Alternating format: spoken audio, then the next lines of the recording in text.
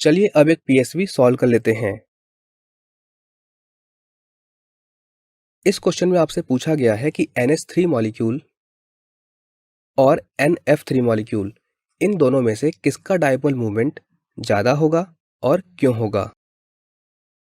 अब आप इस वीडियो को 1 मिनट के लिए पॉज कीजिए और इस क्वेश्चन को सॉल्व करने की कोशिश कीजिए।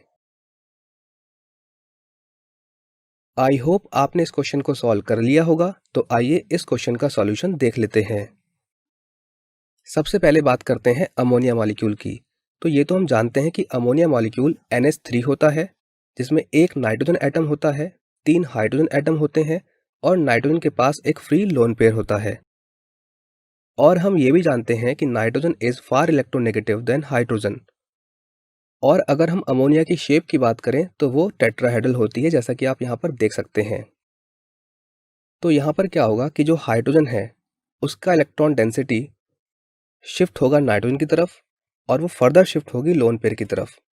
तो जो यहाँ पर टोटल नेट डायपोल मूवमेंट होगा वो होगा लोन पेयर के डायरेक्शन में। अब बात करते हैं NF3 की।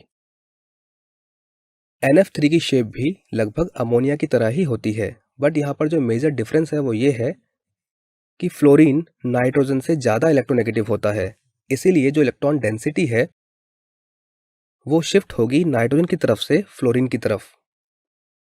जबकि लोन पेयर भी नाइट्रोजन की इलेक्ट्रॉन डेंसिटी को अपनी ओर शिफ्ट करेगा।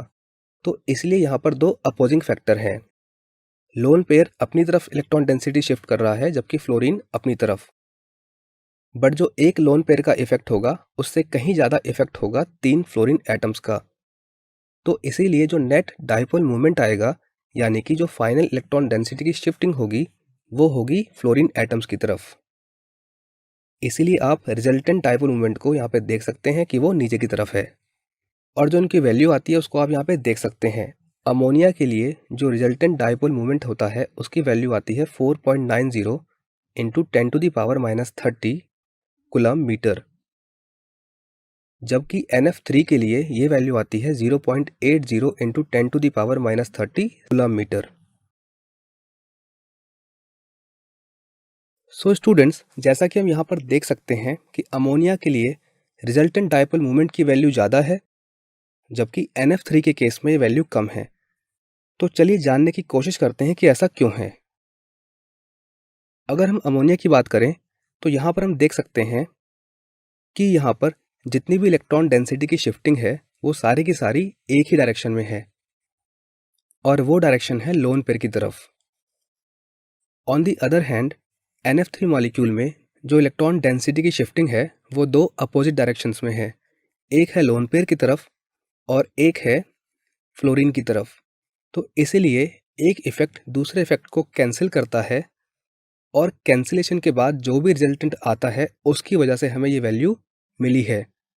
तो इसीलिए जब भी दो अपोजिट फैक्टर्स वर्क करते हैं तो डायपोल मोमेंट की वैल्यू डिक्रीज हो जाती है, और अगर वो दो अपोजिट फैक्टर्स इक्वल हों तो डायपोल मोमेंट की वैल्यू 0 हो जाती है।